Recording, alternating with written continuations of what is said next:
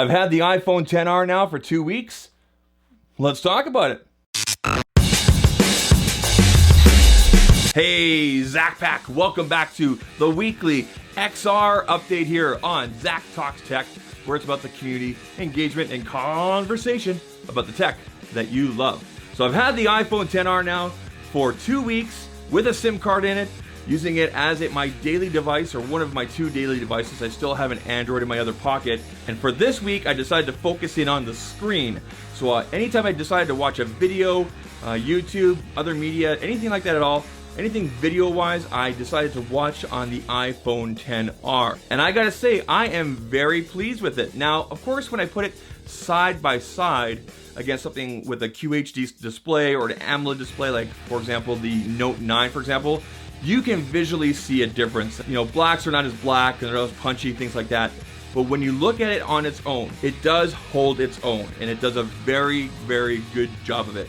I'm still not crazy about how the notch takes over some of the screen there, but of course, that only happens when you do zoom it in all the way. Along with the video as well, you also have to talk about the speakers as well, and they sound good. They sound really good. They are a little bit deeper than my Note 9, I'm finding.